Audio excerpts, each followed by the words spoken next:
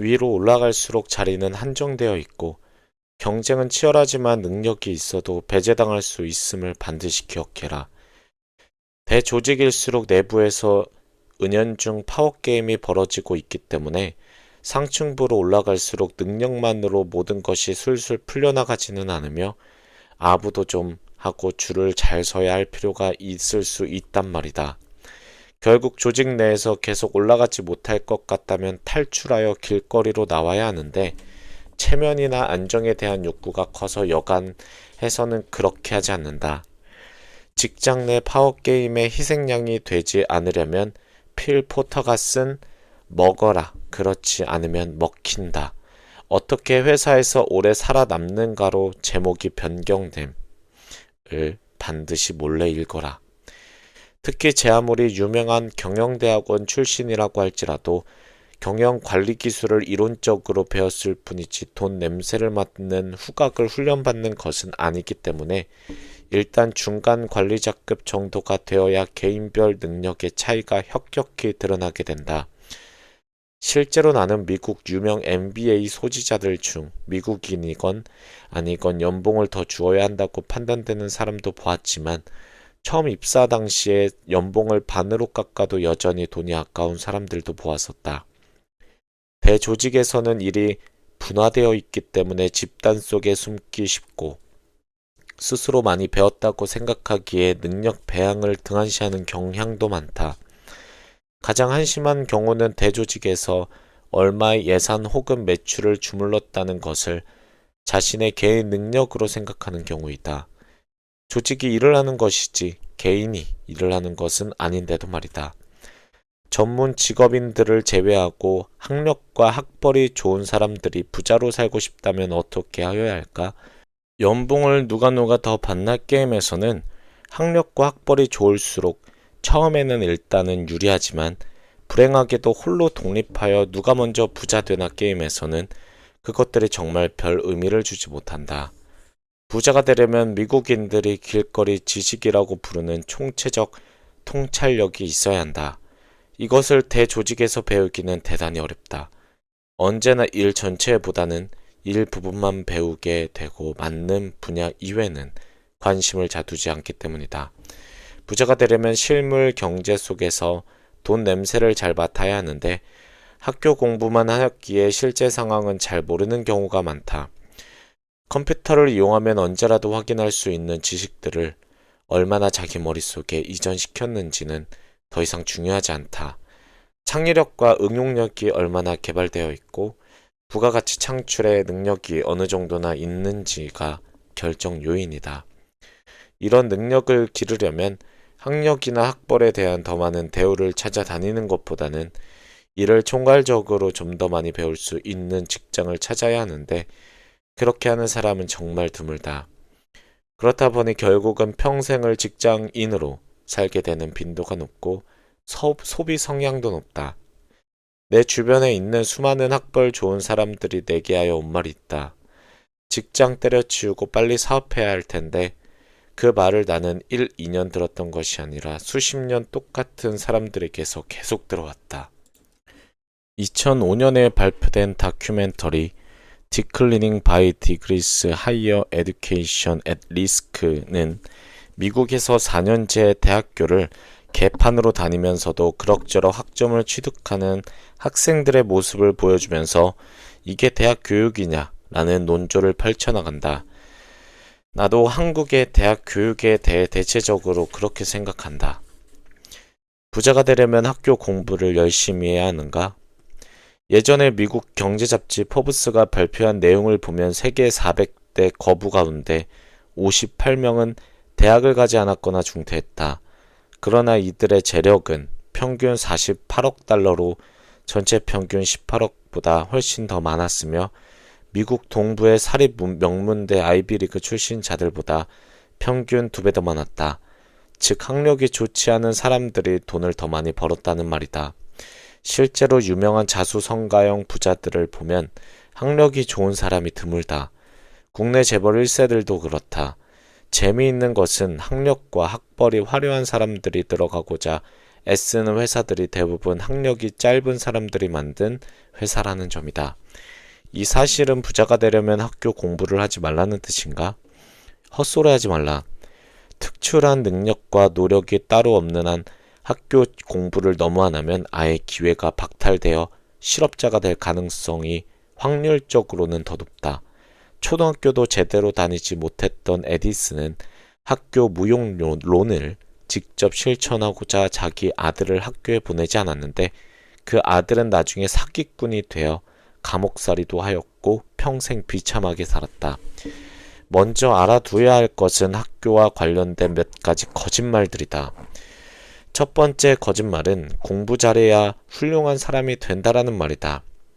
진실은 인격의 깊이와 지식의 양은 비례하지 않는다는 것이다. 공부를 잘한 덕분에 전문 직업을 가졌다고 해도 도덕적으로 모범이 되었음을 의미하는 것은 아니며 교양인이 되었다는 것도 결코 아니다. 농경 시대에는 교육의 목적이 인간 형성에 있었고 때문에 가르치자는 스승이었다. 그러나 학교 공부는 더 이상 인격 함량을 위한 도구가 아니며 그저 지식의 습득만을 추구할 뿐이고 그마저도 배우고 나서 몇 년도 못 가 다 잃어버릴 것들이 태반인데다가 가르치는 자는 직업인으로서의 교사일 뿐이다. 두 번째 거짓말은 선생님을 존경하라는 말이다. 고졸자들은 보통 초중고 12년 동안 70명에서 100명 정도의 교사를 만나게 되는데 고3 학생 1084명에게 존경하는 교사가 몇 명이나 되느냐고 물었더니 46.5%는 1명에서 2명, 34.7%는 3명에서 4명, 8.1%는 5명에서 6명, 7.6%는 없다고 대답했다는 통계가 있다. 이게 무슨 소리냐 하면 중학교와 고등학교에 다니는 내 딸들이 존경할 만한 교사를 만날 확률은 10% 정도라는 뜻이다. 나는 실제로 내 딸들에게 학교 선생님 말씀 잘 들어라라고 한 적도 없고 선생님을 존경하라는 말도 전혀 한 적이 없다. 오히려 운이 아주 좋아야 존경할 만한 스승을 만나게 된다고 말해왔다. 그래서 나는 교사 평가 제도가 반드시 필요하다고 믿으며 그 평가에는 학생들이나 졸업생들이 반드시 참여하여야 한다고 믿는다. 어쨌든 부모들이 자녀에게 공부하라고 닥달하는 이유는 단순하다. 일반적인 봉급 생활자보다 돈을 더 잘 버는 전문 직업을 가지려면 갖가지 자격 시험을 잘 치러야 하므로 공부를 잘해야 하고 좋다는 직장 역시 좋은 학교를 나와야 들어갈 수 있기 때문이다. 물론 학교 공부 자체를 잘한다고 해서 또는 오래 공부하였다고 해서 경제적 수입이 언제나 정비례하는 것은 전혀 아니다. 고학력자들이 종종 그런 오해에 빠져 있다. 가르치는 일이나 연구로 밥 먹고 사는 선생, 교수, 연구원 같은 사람들을 제외한다면 학교 공부 자체는 돈을 버는 게임을 수행하는 것과 어느 정도 관계가 있는가? 순전히 내 개인적인 생각이지만 고등학교까지의 교과 과목들에 대한 나의 평가는 아래와 같다. 국어, 논리력, 발표력, 글쓰기 등의 능력 개발에 대단히 중요하다. 그러나 다른 과목들도 그렇지만 학자가 되는데 필요한 내용들도 많다. 강남 갔다 돌아온 제비를 무조건 조국의 광복으로 외워야 하는 교육은 거지 발사기보다도 더 못하다. 수학, 논리력을 키워주지만 1차 방정식과 간단한 기하 지식 정도 이외에는 돈 버는 게임과 별 관련이 없다. 연관 과목의 학자나 엔지니어가 될 지극히 일부 학생들을 제외하면 고교 때 열심히 공부한 수학의 정석 시리즈는 삶 속에서 부딪히는 문제들을 해결하는 데 전혀 도움이 되지 않는다. 영어. 못하면 돈 벌 기회가 많이 줄어들며 해외여행도 단체 관광으로만 다니게 된다. 하지만 영어를 가르칠 만한 자격을 가진 교사의 수는 아주 한정되어 있다. 대부분은 무조건 외워라라고 가르치며 자기 돈으로 자기 실력을 늘리려 하기보다는 국가에서 교육을 해줘야 한다고 생각하는 교사들도 있다. 제2외국어, 영어보다는 제공하는 기회의 폭이 좁다. 과학, 실험을 많이 한다면 과학적 사고를 증가시키는 데 도움이 되지만 그 분야에 종사할 사람들 이외에는 큰 도움이 안 된다. 그러나 전기, 전자, 물리, 화학에 대한 기초 지식은 쓸모가 종종 있다. 하지만 어느 중학교의 닭대가리 과학교사는 학생들에게 교과서 단원 목차만 4시간 동안 외우게 한다. 내 딸이 겪었다. 국사. 한국인 혹은 애국자가 되는데 필요할 수도 있다. 세부적인 내용들은 졸업 후 다 잊어버릴 것에 지나지 않지만 그래도 외워야 점수가 나온다. 세계사.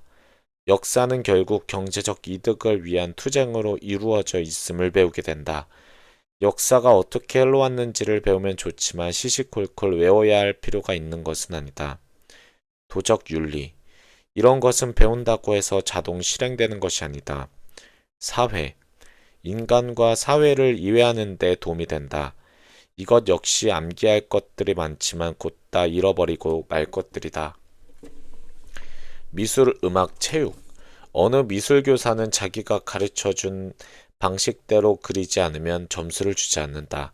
어느 음악 선생은 이론을 장황하게 설명하고 그것을 외우기만 한다. 어느 체육 선생은 비 오는 날이면 학생들에게 필기를 엄청 시킨다. 나는 그런 교사들의 머리, 아니 대가리라는 표현이 더 맞다. 그 사람들을 속을 해부해 그 안에 뭐가 있는지 보고 싶다. 교장, 교감, 교육감 등등. 이 사회가 얼마나 위선적인지를 배울 수도 있다.